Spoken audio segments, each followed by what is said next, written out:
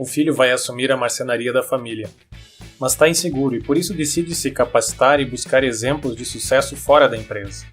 Contudo, o medo da mudança presente em seu pai o impedirá de tomar as ações necessárias.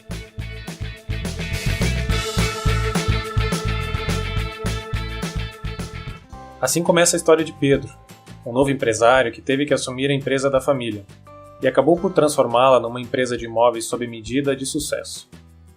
Filho de Jorge e Teresa, donos de uma pequena marcenaria na Serra Gaúcha, Pedro sempre foi um menino criativo, esperto, cheio de amigos.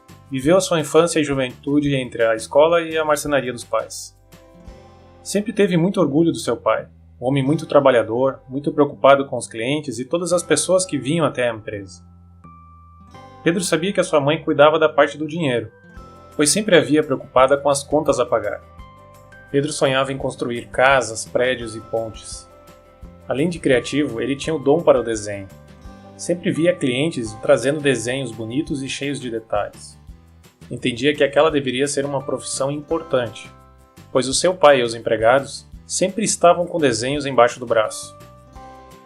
Então Pedro cresceu e o seu pai o colocou ao seu lado na marcenaria. Pedro sempre escutava: "Um dia você assumirá essa marcenaria, por isso você precisa aprender tudo que eu passei. Vou te passar a minha experiência e como cobrar os empregados." E no fundo, Pedro sentia que algo estava errado, pois parecia que a empresa não trazia alegria para o seu pai e sua mãe. Sempre apareciam muitos problemas que atormentavam seu pai. Os problemas da marcenaria se repetiam todo dia. Aqueles desenhos pareciam lindos, mas muitas vezes transformavam seu pai. Muitos não faziam sentido, comentava ele. Seu pai falava: "Esses móveis não vão funcionar. No papel tudo fica muito bonito, mas na realidade não dá para ser assim." Então Pedro entendeu algo sobre os desenhos. Todo aquele trabalho não era valorizado, e as contas no final do mês não fechavam. Pedro então se interessou por outro assunto: negociação. Agora jovem, Pedro passou no vestibular para a administração e estava ansioso para logo aprender como mudar a marcenaria do seu pai. Pedro estudava à noite e durante o dia acompanhava o seu pai na visita aos clientes, fazia alguns desenhos e na marcenaria acompanhava o trabalho dos marceneiros. Estava indo tudo bem. Pedro tinha desafios no estudo e conseguia entender tudo que o seu pai fazia. Mas algo aconteceu de inesperado. Seu pai sofreu um grave acidente e ficou hospitalizado por algumas semanas.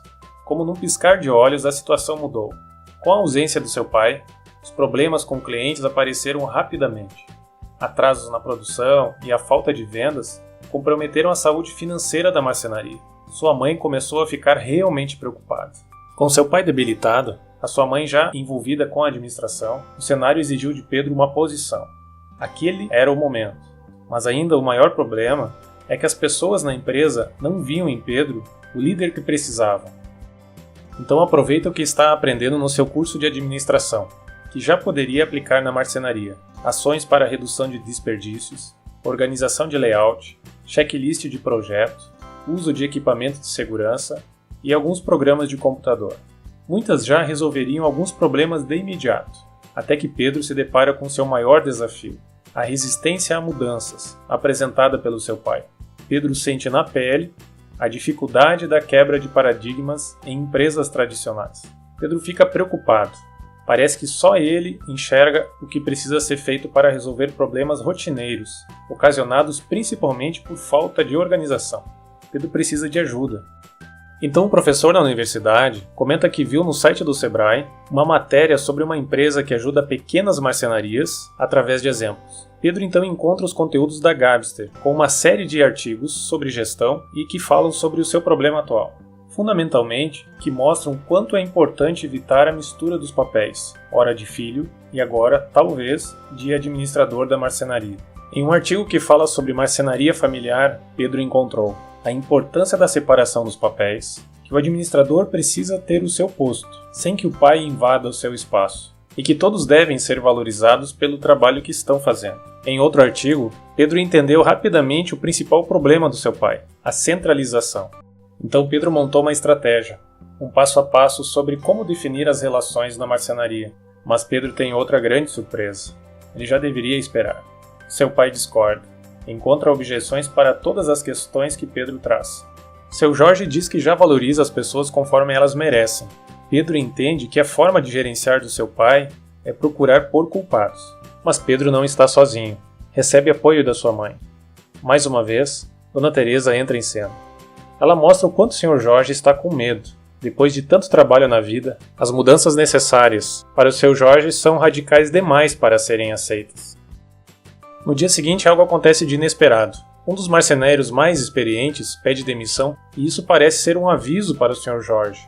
A situação não é boa, mas Dona Teresa entende que essa é uma deixa para Pedro conseguir um pouco de espaço, não na produção, mas na administração do negócio. Assim, Pedro, junto com a sua mãe, consegue implantar pequenas melhorias. Pedro vai provar que tem capacidade, conquistando aos poucos o seu espaço. Este foi o primeiro vídeo da nossa série sobre a história de Pedro, que hoje é um empresário de sucesso, mas teve que enfrentar diversas barreiras para fazer crescer a empresa da família. Pedro dá início na sua caminhada, que será de altos e baixos. No segundo vídeo, você verá Pedro assumindo mais funções, mas com o desafio de convencer, além do seu pai, o marceneiro mais antigo da marcenaria.